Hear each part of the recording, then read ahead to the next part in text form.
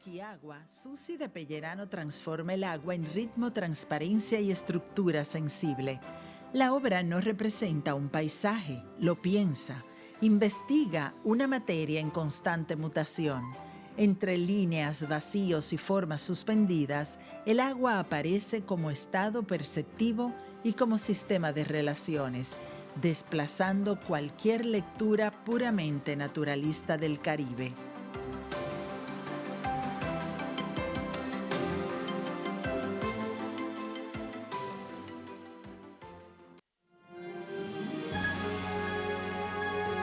Señoras, señores, a continuación, El límite de las palabras.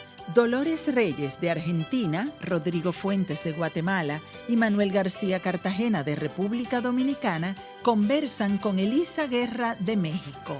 ¿Qué puede decir la literatura cuando las palabras no alcanzan? Una conversación sobre los límites del lenguaje frente a lo íntimo, lo doloroso y lo innombrable.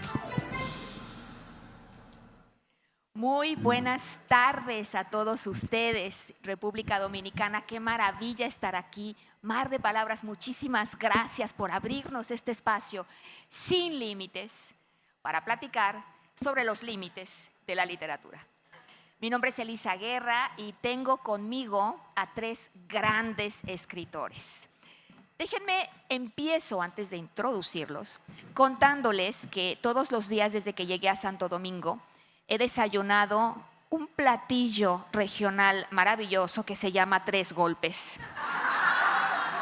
Los de ustedes, dominicanos, saben muy bien a qué me refiero. Es sustantivo, por decir lo menos. Los invitados internacionales que no saben lo que son los Tres Golpes, se los recomiendo mañana, pruébenlo. Pero en esta mesa, queridos y queridas, les presento a nuestros Tres Golpes. En esta esquina tenemos, no era el día del box, ¿verdad? Era el día del fútbol, ni quien se acuerde. En esta esquina tenemos de República Dominicana a uno de los escritores más fecundos, más prolíficos de la literatura de este país, Manuel García Cartagena. Buenas tardes. En esta otra esquina tenemos desde Guatemala a Rodrigo Fuentes, quien viene con nosotros a golpearnos con un título de cuentos y con una novela de no ficción para hablar precisamente de los límites, dónde los ponemos. Bienvenido también.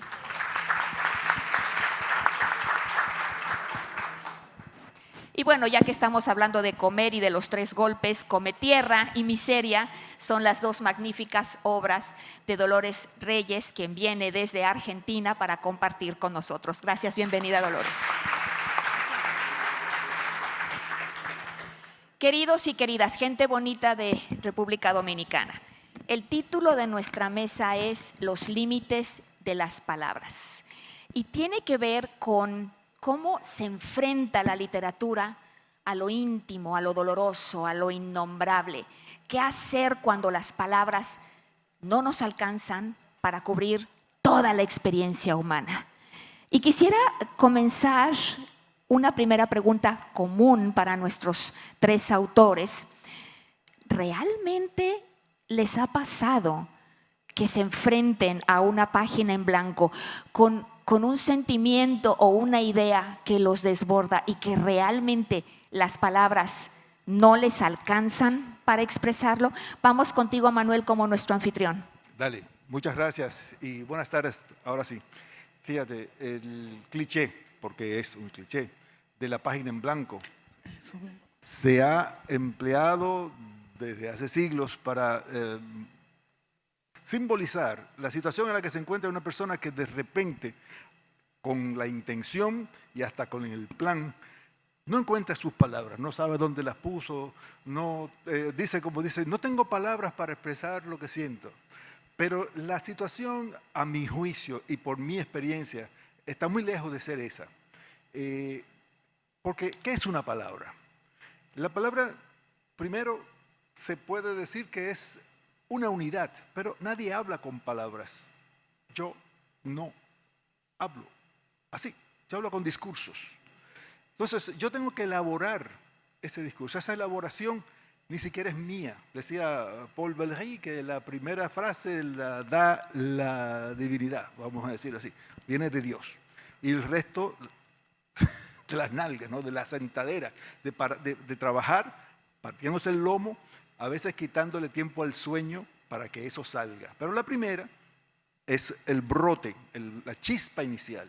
Esa no es nunca una palabra, aunque Marcel Schwab tiene un relato sobre alguien que se encuentra una palabra. Y Franklin Miesesburg, uno de nuestros mejores poetas, hablaba de una canción que se hallaba tirada por el suelo. Por tanto, el encuentro con la página en blanco es más un símbolo que una realidad. Sin embargo, situaciones determinadas, biográficas, sociales, políticas sobre todo, pueden dar al traste con la intención más templada. Puede a veces una persona sentir que del otro lado, y ahí iba yo cuando decía ¿qué es una palabra? Del otro lado de la palabra no hay nadie. Porque es el caso particular, no de la página en blanco, de una vida en blanco. Porque una palabra no se pronuncia, no se emite, no se escribe para nadie. Uno habla para alguien. Y es ahí donde se produce ese vacío que lamentablemente en tierras convulsas y en épocas terribles suelen, digamos, abundar. Tierras convulsas como las caribeñas, que son chiquititas, pero son infiernos chicos, como dice el refrán. Situaciones en donde los aparatos de la vida cotidiana que regulan la felicidad, ustedes saben que la política es la ciencia de administrar la felicidad ajena. Basta con que le quiten la luz o la energía para que uno sepa de qué yo hablo. Entonces esas cosas hacen que del otro lado de algunos deseos de comunicar no haya nadie. Y cuando ahí no hay nadie, créame, no hay página en blanco, no hay nada. Es un monolito, es una pared que te cercena cualquier intención, como ya dije, por más temprana que sea. No quiero seguir. Gracias, Manuel. Rodrigo, ¿te ha fallado la literatura ante cosas inexpresables? Bueno, primero, muchísimas gracias por estar aquí a todos ustedes y gracias Minerva, gracias Yulisa, gracias Claudia. Ha sido una maravilla compartir estos días. No he llegado a los 3 golpes, pero ganas no faltan. Sí, mañana hay que resolver. No te vayas sin ellos. Hay que resolver. Yo creo que voy por los 12 golpes.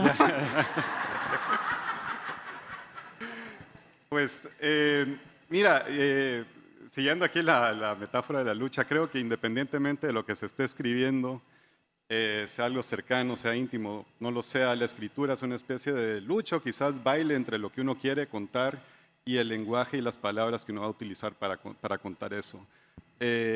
Siempre es así, digamos, ocurre como muchas de las cosas que yo he escrito, ficción, cuentos, han partido de historias que alguien en mi familia, algún amigo me ha contado y ese es el punto de partida del trampolín que luego se convierte en algo. Pero aún así ocurre que a veces algún pariente se me acerca con una historia que es muy buena y son muy capaces de contarla y quieren o sugieren que esto se convierta en un nuevo cuento. Y claro, una cosa es la historia en el aire y otra cosa es la transformación que ocurre a través del filtro del lenguaje. Y ahí está el reto para mí. Ahora cuando se trata de algo íntimo que se escribe, algo doloroso que se escribe, y ese es el caso de mi novela de no ficción que trata sobre el arresto de mi padre y el asesinato de mi abuelo previamente en el 79. Eso fue algo que escribí, digamos, al rojo vivo. Eso es algo que escribí con total inmediatez. Y creo que ahí sí, cuando se escribe al rojo vivo, cuando se escribe con esa especie de fervor, hay que editar con mucha frialdad. Creo que el problema de la escritura, o digamos el reto de ese tipo de escritura íntima, donde uno está muy cercano al narrador que está narrando, es que, bueno, pensando incluso en una mesa maravillosa de ayer sobre la ironía, ¿no? Hablaban de cómo la ironía es una especie de antídoto para la solemnidad. Y la ironía también es una especie de antídoto para el sentimentalismo. Y creo que cuando uno escribe al rojo vivo y está hablando sobre temas íntimos, el sentimentalismo es un peligro que está siempre cercano. y ahí entonces la edición, la frialdad, la distancia crítica a la hora de terminar el texto es clave para mí. Algo así como si un volcán hiciera erupción, la lava ardiente, y tienes que esperar a que se enfríe y a que pase para empezar a reconstruir, ¿no? Claro. Eso me viene a la mente con tu imagen. Y totalmente guatemalteca la metáfora, así que me encanta. Sí. Además, los volcanes. Querida, ¿has hecho erupción a través de la literatura o te has quedado atorada? No, yo tardé muchísimo tiempo en empezar a escribir. Come Tierra lo terminé cuando tenía 39 años. Me dediqué muchísimos años a la crianza a mansalva de mis 7 hijos. Entonces, cuando retomé la escritura a los 34, 35 años, dije, ¿qué hice que postergué esto tanto tiempo? Si a mí me encanta, si es lo que más me conecta profundamente con quien soy. Y dije, esto no lo suelto nunca más. Y aquí estamos, muy agradecida de pertenecer a este mar hermoso y revuelto de palabras.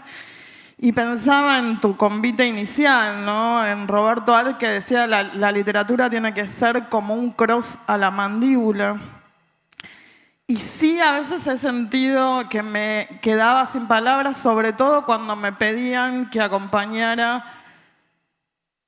que me lo han pedido tantas veces, algún caso de femicidio o desaparición real, ¿no? Que acompañara a una madre, que acompañara a un padre, como lo he hecho muchas veces, con notas, con pedidos o con silencio, con estar ahí acompañándola. Sentir esto, ¿no? Que no hay palabra y no hay lengua que alcance para apapachar a esa persona que está pasando por un momento tan difícil, ¿no? Pienso en esa sentencia de Heródoto también, si en tiempos difíciles de la historia el orden natural de las vidas se revierte, ¿no? Se da vuelta y son los padres y las madres quienes entierran a sus hijos.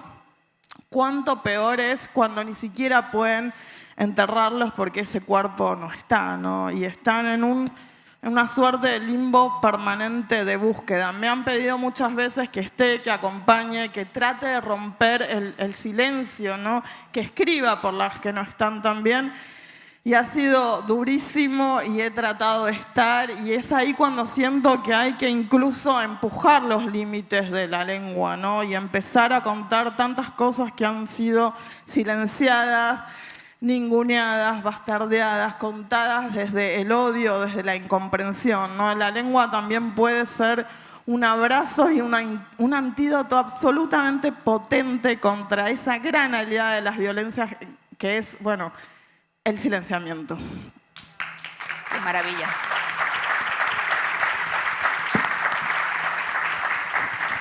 Escribir para romper el silencio.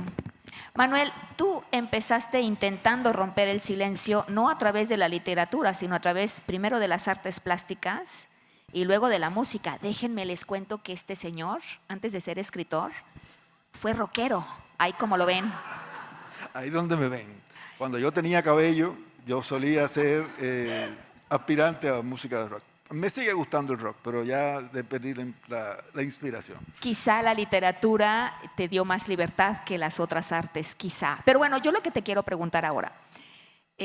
La crítica ha hablado de tus libros, de tu escritura, como una escritura que transgrede, que toma riesgos, que rompe, que incluso zarandea lo que la ortodoxia quiere encasillar en géneros literarios. Si estamos hablando de los límites de las palabras, hablemos de los límites de los géneros. ¿Realmente existen o eso ya es cosa del pasado? ¿Cómo es tu literatura en ese sentido? ¿Qué límites o no le pones? De acuerdo.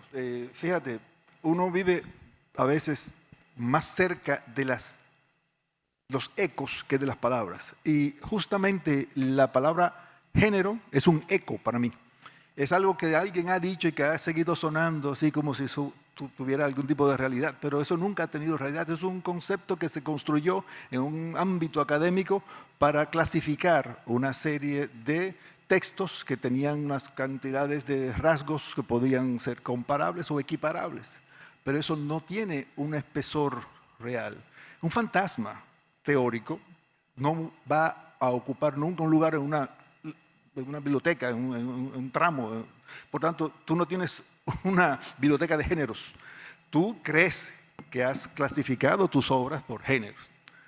Eso pasa y ahora se entiende perfectamente con estas últimas discusiones que están ventilándose urbi et orbi, con otras categorías de géneros que yo no quiero mencionar, pero es exactamente lo mismo. Los textos son criaturas que se generan porque se van asociando a algo que también es intangible, se llama la vida. Una persona lee un texto, se emociona y a veces hasta llora y dice, esto es un poema, porque el texto conduce, maneja una energía psíquica que pues se refleja en ese lugar del cerebro en donde se trabajan las emociones. O sea, hay una conexión, una empatía, como decía Aristóteles, entre esa intención que tuvo el autor y la manera en que ha sido leído. Otros nos violentan, nos cuentan historias de heroísmo, de personajes que son, y se van clasificando de esa manera. Yo no soy un autor que se preocupa a priori por decir, voy a escribir una novela, me voy a sentar aquí y voy a escribir 400 páginas acerca de la inmortalidad del cangrejo. No puedo hacer eso. Yo sí me voy enterando de qué va mi vida cada vez que yo me pongo a escribir. Yo voy entrando en problemas, me pongo huraño, casi no hablo con nadie. Yo tiendo a ser un poco autista en ese sentido, pero es un autismo artificial, créanme, porque yo trabajo todos los días. Hace un rato olvidé decir que no es que yo tenga facilidad, ¿no? Es que es una disciplina. En mi casa no me entra un centavo de mi parte que no haya sido ganado escribiendo. Yo tengo muchos años escribiendo. Esa es una parte que no te lo van a decir los críticos, que yo soy autor y editor de libros de texto para el área de lengua española en varias empresas, y por esa razón yo digo que eso ha hecho un callo. Yo he creado la disciplina y eso me permite clasificar automáticamente un texto desde que lo leo y me precondiciona para producir textos que van desde, ¿qué te digo?, una introducción teórica para explicar lo que es un epifonema, etc. O puedo entrarle a una receta de cocina o lo que sea, con la misma facilidad con la que me pongo a escribir un relato para los chicos. Esa parte hace que mi concepción de los géneros no sea esencialista. Yo no tengo una esencia de un género que te la pueda vender por cucharadas, lamentablemente. Hay muchos límites que esta novela transgrede, muchos riesgos que toman. Les cuento, para picarles un poquito la curiosidad, para abrirles el apetito a este primer golpe. Esta es una novela en la que un dominicano recién retirado regresa a su país después de vivir en el extranjero durante muchos años y quiere ser escritor. Y bueno, se va encontrando con una serie de personajes. Uno de ellos es una enana que es bruja y que es prostituta, es amante del presidente vitalicio de República Dominicana. Más que vitalicio, eterno. Vitalicio y eterno. Y bueno, esta mujer puede inmiscuirse en los sueños de las personas y manipularnos. Y bueno, tiene también cosas tan jocosas como una epidemia de lágrimas, donde todas las personas de todos los niveles sociales un día no pueden dejar de llorar, no pueden parar de llorar. Y entonces, ¿qué es lo que hace el presidente? Traslada la sede de su gobierno a Puerto Rico, ¿no? A Puerto Rico. Bueno, ahí les dejo, espero, es un aperitivo nada más. Rodrigo, vamos a tu novela de no ficción sobre la que estabas hablando ahorita, la novela donde narras el asesinato de tu abuelo, el encarcelamiento de tu padre. Esta es una historia que te pertenece como hijo y como nieto, pero que al mismo tiempo es la historia de tu padre vivo, de tu abuelo y del resto de tu familia. ¿Hasta dónde contar lo que te pertenece pero que también te es ajeno? ¿Te pones tú mismo un límite donde digas, esto lo puedo contar y esto no? O si no te pones un límite, dices, esto lo voy a contar, pero de esta manera, lo voy a matizar, lo voy a suavizar. ¿Cómo tomas esas decisiones tan importantes? Creo que a la hora de escribir no tiene sentido ponerse límite porque es precisamente el lugar para tener libertad, incluso para jugar a pesar de que sea un texto difícil, para soltarse, y eso es en parte lo que te permite afrontar momentos difíciles en un texto de no ficción desde la escritura, ¿no? Poder soltarse, y si me impusiera límites en ese momento, pues se pierde un poco lo que estoy aprovechando ahí, lo que me está proveyendo la escritura.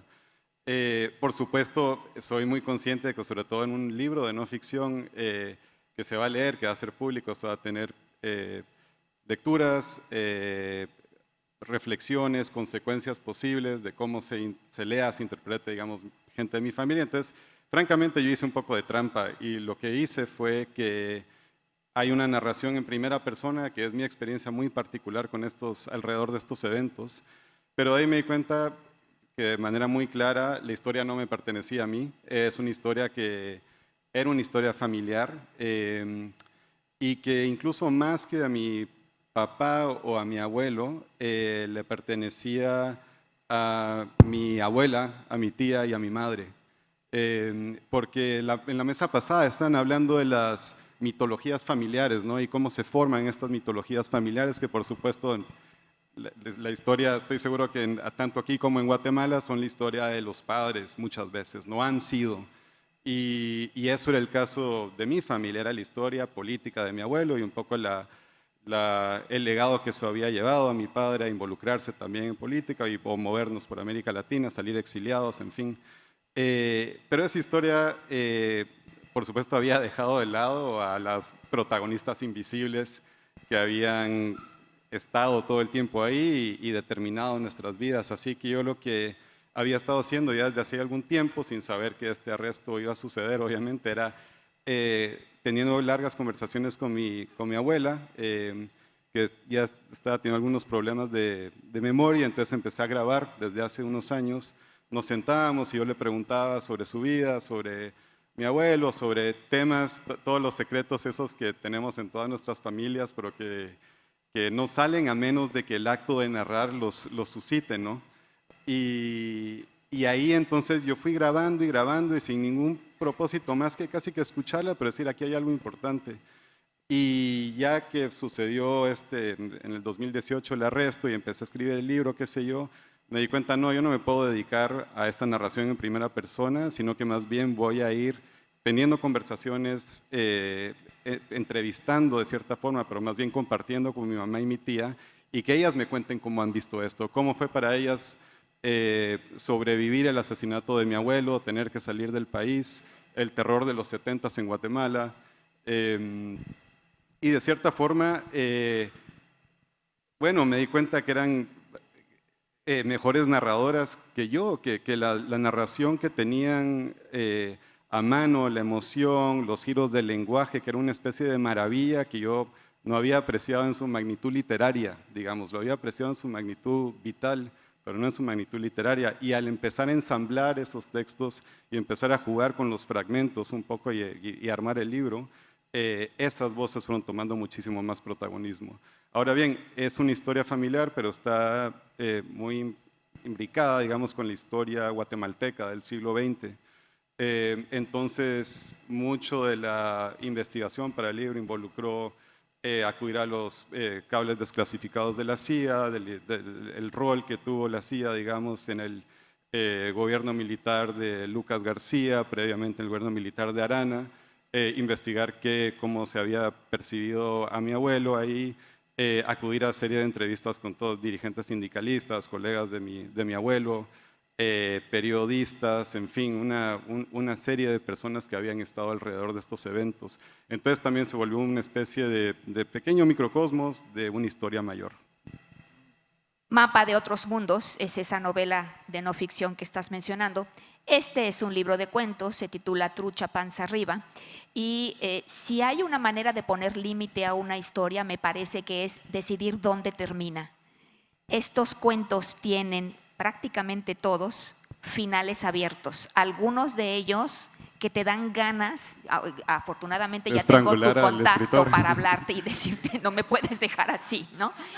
Buceo es uno de mis cuentos, posiblemente mi cuento favorito, porque literalmente te deja ese final ahogándote debajo del agua, o en este caso arriba en el cielo, ¿no? Pero no les digo más, espero solamente abrir apetito. Dolores. A veces los límites a las palabras vienen de fuera, los quieren poner otras personas, otras organizaciones. A finales del 2024, Cometierra fue objeto de un intento de censura. Cometierra era parte en ese momento de las lecturas escolares de Buenos Aires y una organización, una fundación, de pronto empezó a decir que Cometierra y otros 3 libros, curiosamente todos escritos por mujeres, eran pornográficos, inapropiados y peligrosos. Y bajo el eslogan de "con los chicos no", quisieron hacer toda una campaña para erradicar Cometierra. Cuéntanos un poquito cómo fue esa experiencia y sobre todo cómo fue la reacción de la comunidad intelectual en Argentina. Bueno, la percepción era que querían erradicarme a mí más que a Cometierra, y fue bastante difícil, ¿no? Yo estaba volviendo de la Feria del Libro de Nueva York y los días previos recibía 500, 600 mensajes por día con amenazas de "te vamos a quemar a vos, vamos a quemar tu libro". Me mandaban fotos con mis hijos diciendo "esto se soluciona con un balazo, te vamos a ir a buscar", a tal punto que cuando volvía en el avión empecé a sentirme muy preocupada y al bajar bajé último y bajaba como ralentizada porque decía ¿qué me voy a encontrar en mi país con tantas amenazas y tantas cosas muy violentas y muy desagradables que me guardo porque para que no se repliquen sobre todo ese tipo de amenazas tan horribles? Y en un momento alguien me dijo "señora, ¿necesita asistencia?" Y fue como bueno, no, vamos, no, la literatura, la escritura no es para cobardes, no, hay que hacerse cargo de la propuesta que uno, no, de cierta cosa que a uno se le mete a la hora de la escritura, porque es algo que incomoda, ¿no? Que muchas veces incomoda sobre todo a los poderes. Y lo que me encontré afuera y lo que me fui encontrando fue algo muy distinto, ¿no? En ese mismo aeropuerto, 2 bibliotecarias muy amorosas que habían leído el libro y que lo habían compartido con sus colegios. Muchísimos docentes, porque en realidad el libro, que no está en ningún plan ni estuvo en ningún momento en planes escolares, sí en bibliotecas, ¿no? En una biblioteca que se llamaba Identidades Bonaerenses, que es justamente la zona en donde transcurre Cometierra, tuvo un recorrido muy, muy grande en las escuelas, desde que salió en 2019, pero porque muchas profesoras, muchos docentes, en ese afán tan hermoso que tienen de formar lectores, los llevaban como diciendo, bueno, esto les va a interesar a mis alumnos, los va a interpelar. Y efectivamente eso sucedía, ¿no? Yo he ido a bachilleratos populares adentro de lo que se conoce como Fuerte Apache o Villa 31, o barrios muy, muy precarios y señalados como peligrosos, hasta colegios de élite trilingües, pero desde el comienzo. Y sentí muchísimo respaldo de todos esos personas de las comunidades educativas que ya habían trabajado el libro, que lo habían leído, incluso egresados de esos colegios que me decían ¿cómo puede ser esto? Pero sobre todo un acompañamiento increíble de todas las escritoras y escritores de Argentina, empezando por Claudia Piñero, que está acá y mira para abajo en este momento, pero que fue realmente una compañera impresionante, una gestora de una respuesta colectiva, porque esto no fue ingenuamente de una fundación o de papás genuinamente preocupados porque iban a leer sus hijos, ¿no? Ojalá que existiesen tantos padres y tantas madres preocupados por las lecturas de sus hijos adolescentes. Yo veo en las escuelas, veo realmente todo lo contrario. Lo que sucedió es que desde el gobierno nacional, ¿no? El secretario de Cultura de la Nación dijo que Cometierra era un libro degenerado y para degenerados, y cuando le pidieron que fundamentara, dijo que en realidad no lo había leído, ¿no? Pero que lo mismo. ¿No? Él estaba en una rueda de prensa, entonces los periodistas le pedían, ¿no?, el por qué, y bueno, ahí fuimos empezando a descubrir que en realidad ni Milei, que retuiteaba cosas horribles que salían en la derecha diario, ni la vicepresidenta Villarruel, que fue como el epicentro, ¿no?, del hostigamiento muy, muy violento, sus tweets, ¿no?, que repetían hasta el hartazgo 2 fragmentos y ponían mi autoría y decían Cometierra. Bueno, en realidad el fragmento más extenso, que era el primero que ella citaba y que todos repetían como loros, no era de Cometierra, sino de un libro hermoso que se llama Las aventuras de la China Iron. Entonces fuimos entendiendo que en realidad todos los que hacían esa campaña tan horrible, los comunicadores, ¿no?, absolutamente masivos, que repetían esto y hacían escenas muy violentas, ¿no?, levantaban el libro y decían el libro pornográfico. Bueno, en realidad ninguno lo había leído, ¿no? Y una respuesta muy hermosa, colectiva, que se hizo de toda la comunidad de lectores, de escritores, fue, bueno, nos sentamos en un teatro así como estamos ahora y vamos a ir pasando uno por uno a leer fragmentos, ¿no?, como una forma de desagraviar a un libro o a un conjunto de libros.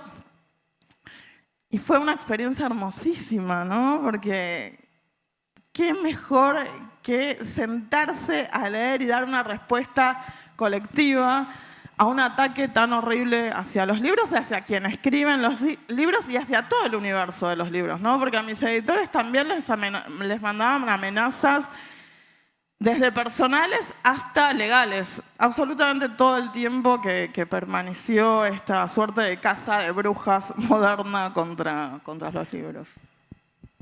Este no es el libro que generó toda esta controversia. Acá está Cometierra. Y hay otro que anda dando vueltas por ahí, que es el de HarperCollins, que tiene la mayoría aquí. Es este. ¿Qué decir, no? Este es, digamos, pues la continuación de la historia, también con temas muy controversiales, en este caso el embarazo adolescente. Pero es realmente ese tipo de conversaciones necesarias. Hace ratito tú mencionabas en otra mesa, tú también tuviste un embarazo adolescente, tú diste a luz a los 16 años. Tuve varios.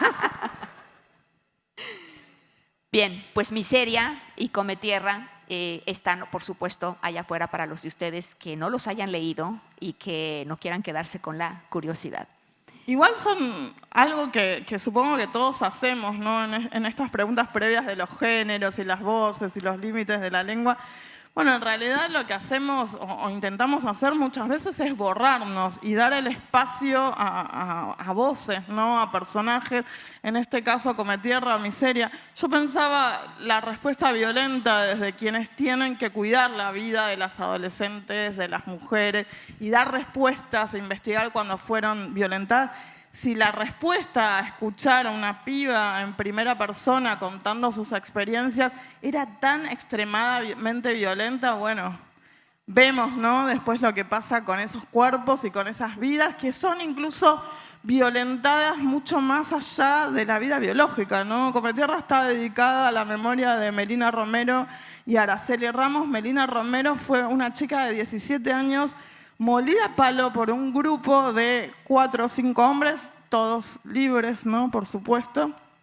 Y los medios de comunicación de toda la Argentina, pese a que la habían molido a palos, violado, metido en un bolso cuando todavía estaba con vida y tirado a un arroyo contaminado, lo que decían era, bueno, ay, la fanática de los boliches, la que había ido a bailar y le encantaba ir a bailar, la que había dejado la escuela.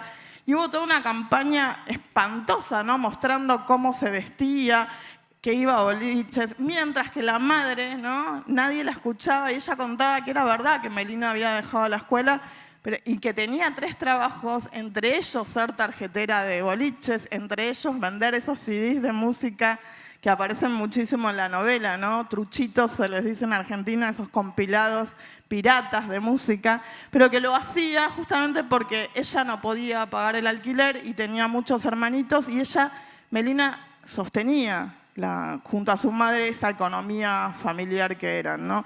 Eso no se hizo con nunca y hasta el día de hoy prácticamente no se dijo, ¿no?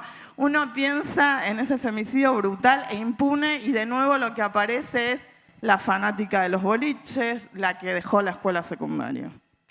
Tengo dos preguntas más, una para Manuel y una para Rodrigo.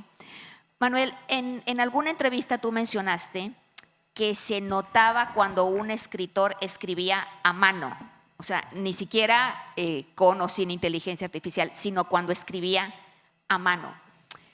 Últimamente, bueno, pues hemos sido testigos de cualquier cantidad de escándalos.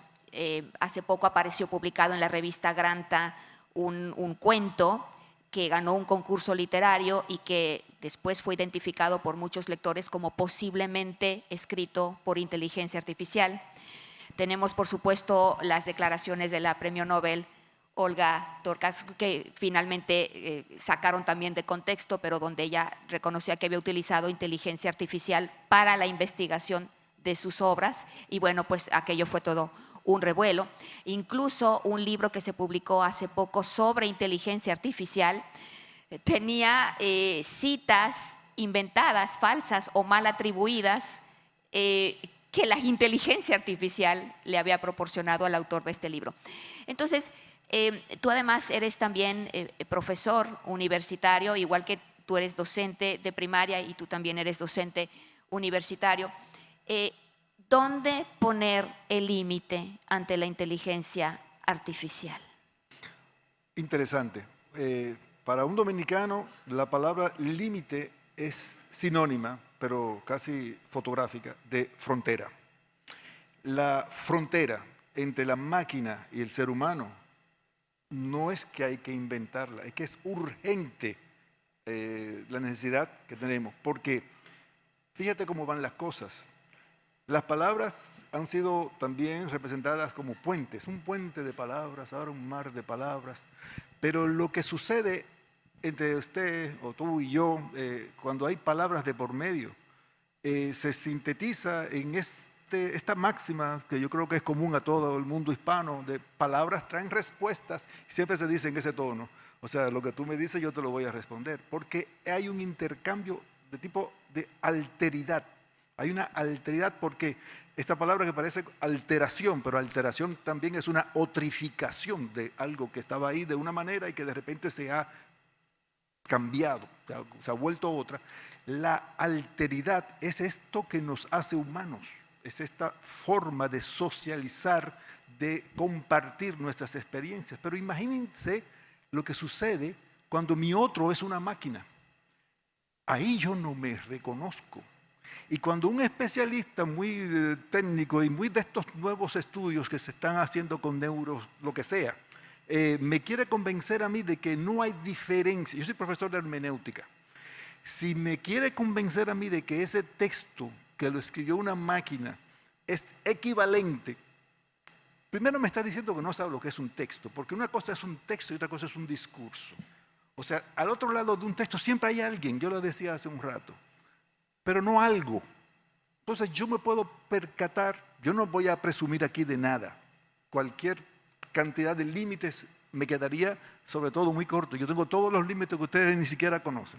Pero yo sé lo que es un discurso cuando yo lo siento. Yo puedo identificar un discurso vivido, un erlebte Rede, dicen los alemanes, cuando yo lo veo. Y por eso, debido a que yo tengo años de práctica trabajando con discursos, a mí no me asusta la incursión, porque yo sé que van a ser textos, claro, cualquier cosa puede ser un texto, hasta un periodista puede ser un texto, y mire que lo digo respetando, pero no un discurso, eso es otra cosa, y se va a distinguir siempre, la literatura siempre va a encontrar la manera de burlarse de los textos, pero no de los discursos. Usa los discursos como municiones para devolver, porque palabras traen respuestas. Rodrigo. Ya cerrando nuestra mesa, hacia el final también de tu libro, de tu novela de no ficción, hay una conversación con tu padre sobre cómo cerrar una historia que todavía no acaba. ¿Cómo haces tú para cerrar tus historias? ¿Dónde decides cerrarlas? ¿Y cómo podríamos cerrar una conversación sobre los límites de la literatura?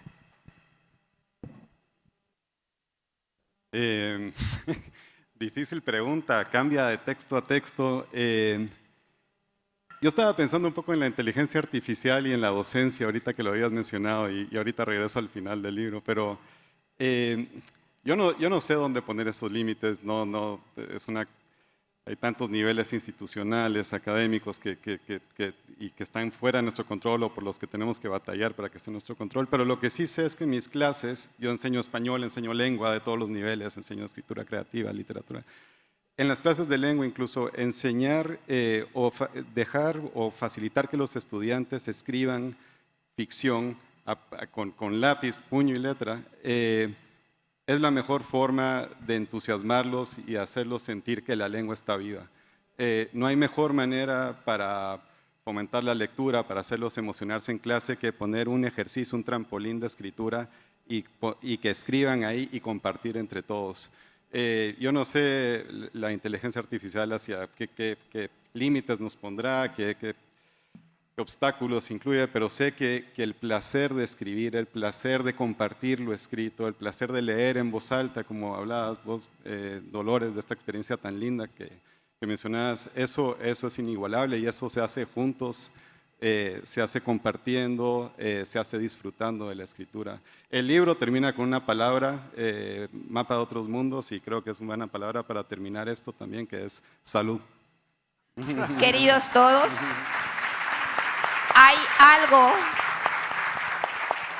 hay algo más que no debería de tener límites esta tarde, y esa es su cartera.